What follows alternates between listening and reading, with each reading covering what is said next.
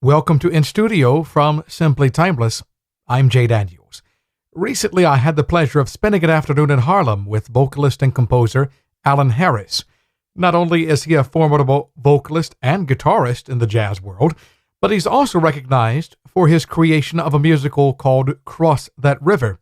During the interview, Allan will share how his days on his grandfather's farm in Pennsylvania greatly influenced his views on music and life itself. But let's start at the beginning of the story, during Allan's early days in New York City. Here's Allan Harris. My mother, of course, my mother is the most important influence that I've had throughout my life, and still to this day, her memory haunts me when I'm doing things musically. She was the first graduating class from performing arts here in New York.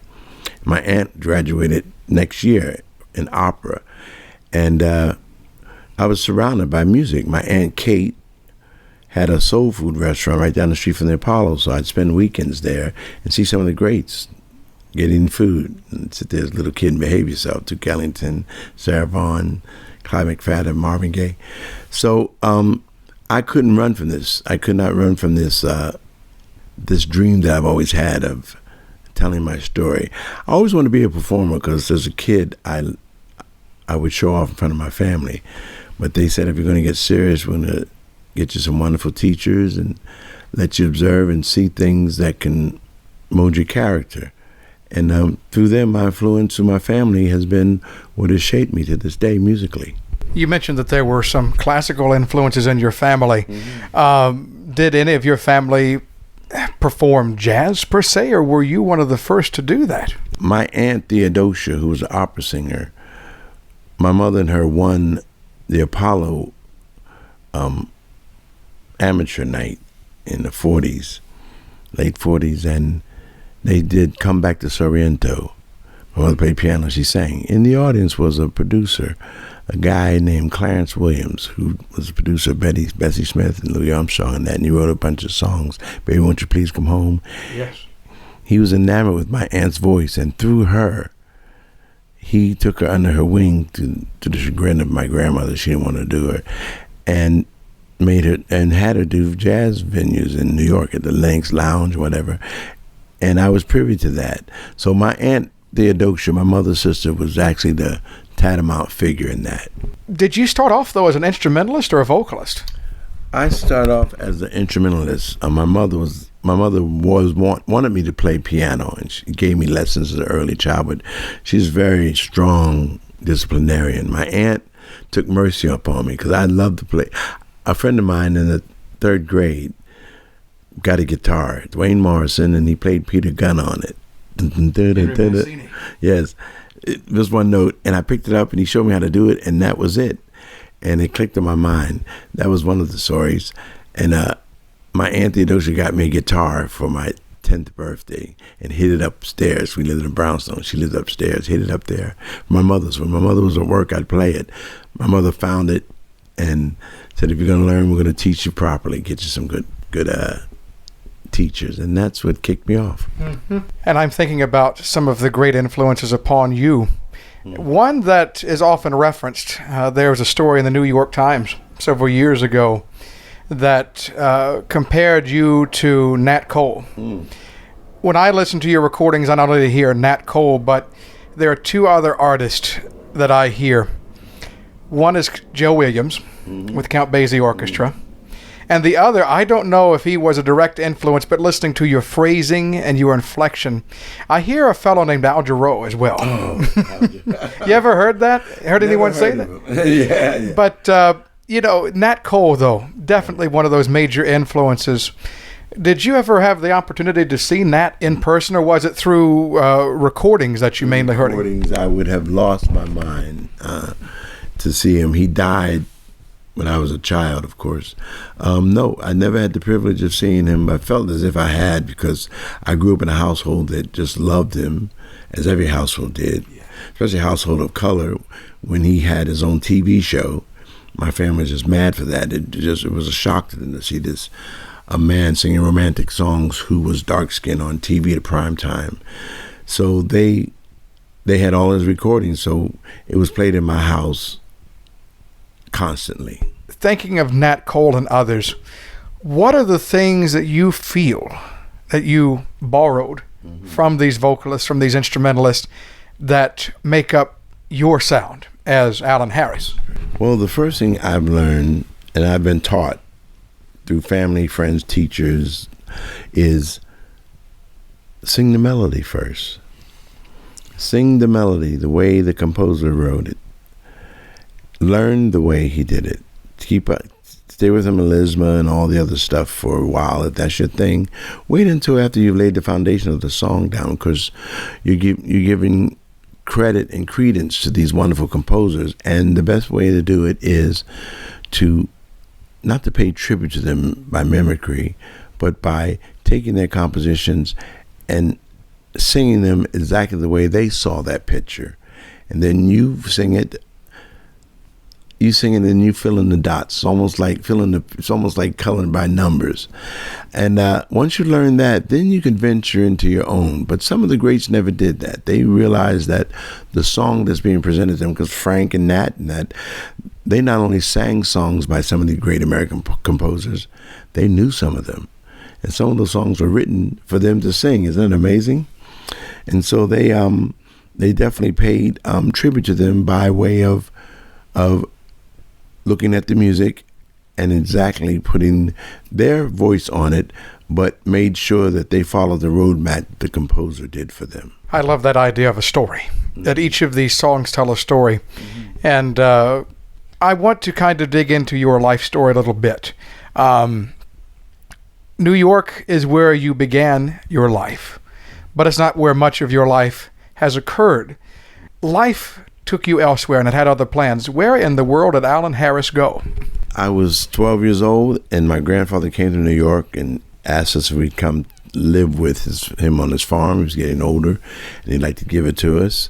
I went and spent the summer there and just was blown away. You know, he had horses and that, and I was treated like a little Lord Fauntleroy. It was wonderful. He had 600 acres. And he had people who worked on it, people of color who worked with livestock and cattle. It was such a paradox, coming from New York, the inner city, out to the country. That was one. There I met my wife and went to school there at California State College. And from there, we ventured to Atlanta. I got a job as a guitar player in Atlanta and stayed there for a while and cut my teeth with different styles of music. And from there, we had an opportunity to move to Miami, and I was in a big band, which I had.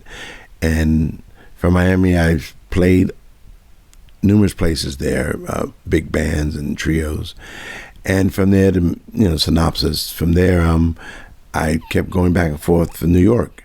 And there's a story why that happened, because Tony Bennett was doing a show at a venue that I was performing at every week called Williams Island. A friend of mine was the manager, said, would I like to do a party on a Sunday? I said, well, it's Sunday, I'm off. He said, just come. I said, who's performing? He said, I'm not going to tell you. They want you to be the warm-up act.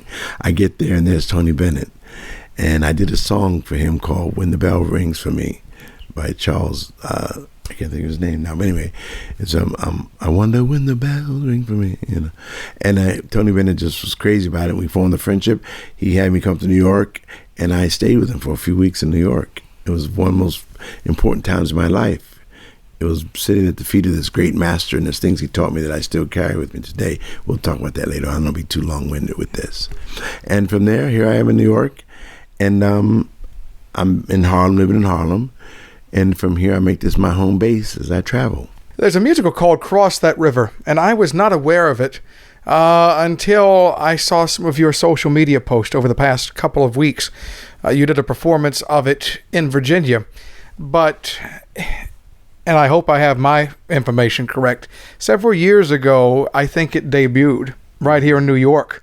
I think it was a theater off 59th Street, is that right? 59th. So you're a vocalist and instrumentalist, one who pays great homage to the artists and composers who crafted these beautiful songs, but in helping to tell your story through their songs, you've also crafted this musical that helps to tell another story. How does that tie in with not only your musical influences who have inspired you over the years, but also your own heritage? I think there's a great story within this musical that we'd like to hear. Well, yeah, thank you. Well, it is called Cross That River, and it has to do with my childhood when I spent a lot of my younger years, my summers, at my grandfather's farm before we moved there. I learned how to ride. I always loved horses and that whole Western thing, as most kids did. But to be in an environment where you actually can have your own horse and be around people who ride in that, it was wonderful. So, on that note, I would come back before we moved there. I think I was 11 years old. Came back from summer break, and went to Catholic school. And in Catholic school, in the school I was at, St. Matthew's in New York, Brooklyn, the nun, Sister Frances Anthony, said, when you come back next year, you'll be in my grade. I want everyone to have something prepared, a poem, what you did for the summer, whatever.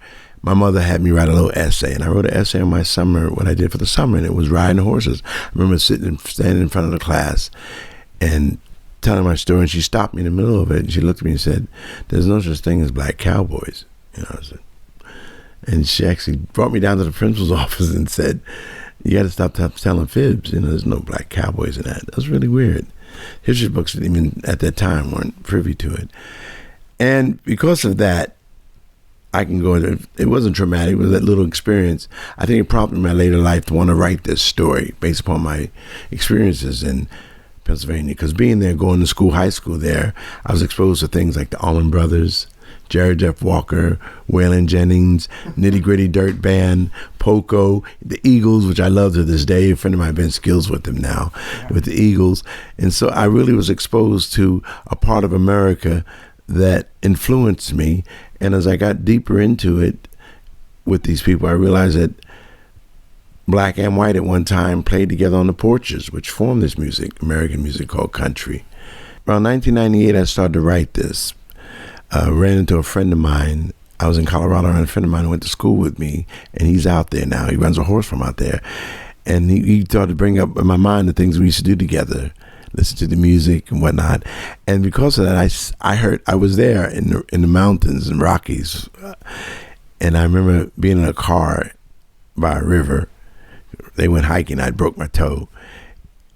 And there's a radio station from Denver that they got, a college station, and they had a record called Little Sparrow by Dolly Parton.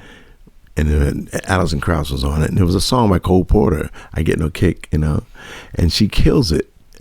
And I said, hey, if she could do jazz, I could do country. So I started to put a lot of my influences from my jazz musicians here via Allman Brothers, via Eagles and that. And I started to formulate this story. And I think that came out of it, Across That River. Let me ask you, you didn't, as a child, it's not as though you were in the Deep South during the segregated era. But being a person of color, if I can ask this, were there struggles that you had to face just because of the tone color of your skin? Wow, these are great questions. I think my family tried to insulate me a little bit to that because they grew up in the segregated area. My father was in the Navy, and he keeps telling me this story of how there were certain times of the day that they weren't allowed to go up on deck, the men of color. And prejudice reared its head up to me one time in an early age. My grandmother had died in North Carolina, as my mother's from originally, Hamlet, North Carolina, where John Coltrane's from. Down on High Point. And I remember going down there on a train, and the bathroom where we had to sit in the back. I didn't even know at the time that there was a cars for us, whatever. And the bathroom was full. And my dad had to go to the bathroom, take a leak, excuse my language. And he got out the train, and he didn't want me to see where he was going. So he said, stay right here. But kids don't listen when they're young. I remember I was 9. I remember looking out by the window, and there was a sign that said, colored only, white and colored. My dad had to go in there, and he was so embarrassed. His son from New York, who he was putting in Catholic school, and believing we were the first really integrated students at that time. Catholic school was a whole thing going on. He didn't want me to see that. And to this day, I remember our eyes met as he came out of that washroom that said color only. And I remember he met. My dad was a strong person, and he seemed really broken when he saw me that he had to do that. And we never spoke of that, even to this day. He never spoke of that moment. That was the first time I really didn't understand, but was faced with that. But prior to that, it wasn't in my household. We never used the N word. Everyone was treated the same. My mother opened the doors to everybody, white and black, because of the area in Brooklyn, because of her musical background. But that one time going down south, as a child, I faced that. As Americans, we all have struggles. We really do. Whether you come from Ellis Island, and my wife from Czechoslovakia, her family came in, had to go to Ellis Island. I have friends, Jewish friends, who can tell at Ellis Island when you get there, you had to go through with lime, the delicia, they say, and there was a certain check mark that they put on you. If you weren't welcome in, you had to go back and leave maybe sometime your family behind. So we all had struggles, Native American. We all had struggles in this country. But the music that we created, this music, this wonderful music, this American music, jazz, whatever it is from all of those struggles and sufferings from different groups, not just black and white, who've come together. And this is our story as Americans. Yes. To answer you really quickly, I hope. Yes, these songs are based upon, myself included, the songs that you sing and the stories that you tell, Tin Pan Alley, whatever, Gershwin, Ellington, Charlie Pride, Charlie Pride to the Marshall Tucker Band. All these songs are based upon our agrarian lifestyle together, building this wonderful nation. And all the struggles that we have, all the problems we have, pale, they're nothing compared to what we've created, our gift to the world, this American music. One of the gifts that you recently shared was through your last album, and it was a tribute to a fellow named Eddie Jefferson, which, being a relatively newcomer to the world of jazz, his name didn't immediately ring a bell, and there was the term used with his music called vocalese, which, again, I didn't start to get into jazz until my late teen years. I'm 31 now, so it's a crash course. But Eddie Jefferson, he was a vocalist in his own right, talented lyricist. But what he was able to do was he was able to take these solos and basically assign lyrics to them. And you talk about spreading joy, spreading the gift of music. It's a unique talent that you have to be able to sing vocalese. They are not easily accessible lyrical structures for vocalists. So why did you decide to tackle Eddie Jefferson's lyrics as your last project? It started a few years ago, maybe 9 years ago. A friend of mine, pianist named Eric Reed, wonderful pianist, he was doing a show at Lincoln Center with a wonderful vocalist named Carla Cook. That's her name, Carla Cook. Anyway, she knows the whole book of Eddie Jefferson. She's so adept. I knew nothing. I knew a song called There I Go, There I Go, There I Go, Moody's Mood. I knew that. Pennies from Heaven. But those are really layman songs. And Eric said, would you like to do the show? I said, He said, how many songs do you do? He said, well, you're going to learn 6 songs. It was a challenge. So I have Carla Cook on the bill with me and a wonderful array of musicians. Just try it. And I sat with him for a week, 2 weeks, and it was the most daunting thing I've ever done, coming from a crooner's background. Yeah, so that prompted me. Circle it up to a year and a half ago. My wife was getting together with my record company, and we had run the gamut. I said, well, should we do standards, originals? She said, why don't you reenact what you did at Lincoln Center? I said, I said, okay, let's compile some songs. My producer at the time, Brian Barkers, was an avid Eddie Jefferson fan. I didn't know it until I mentioned it to him. And he came en masse out of the woodwork with songs for me. We narrowed it down to the songs you hear on the record. And from there, I did my homework, and I just started to fall in love with what he was saying, because throughout my years of listening to him, which I stayed away from him, I really didn't care for his voice. He had a rough voice. I had it real sloppy. Yeah, until I started to understand what he was doing with these wonderful instrumentals. And it was pretty daunting. How can you do a Charlie Parker song and put lyrics to it, which he did? That borders on genius. So I started to get into the voice, and next thing you know, I'm in the studio recording with these incredible artists. The caveat is Richie Goods, who played with him, invited himself on the record with me, and I brought him on the record, and turned out to be a marvelous time. Out of all the things that you've been able to do in life, music is certainly your primary objective. That is your gift. That is what you share with others. Mm-hmm. So I have just one last question. Why music? I knew I wasn't going to be a gymnast. Look at me. Really, same. I knew I wasn't going to be able to beat Usain Bolt, or discover the cure for cancer, and hopefully not maybe get a Nobel Peace Prize. So music was a way for me to tell my story as a human being. And I was floundering, of course, as youth, as we all are. And I'm glad I picked it, because now as an elder, now that I'm older, the voice and experiences that I have done throughout the years, I find now that these songs, especially the American Songbook, it reflects a lot of my experiences. And now that I'm old enough now to just not mimic these songs and try to copy the greats who I've learned off of through records and through seeing, I now found that have established a few years my own voice, and these songs stand up to it.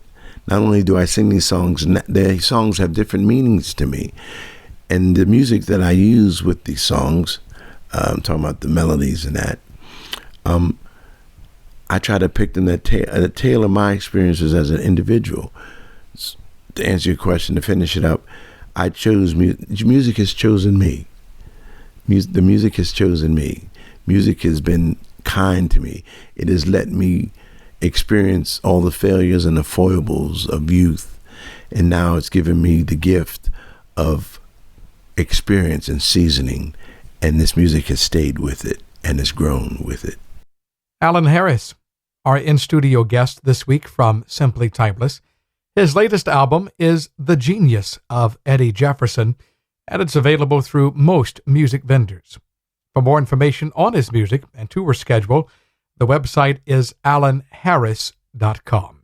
Special thanks to Allan and his wife Patty for opening their home to me for this interview.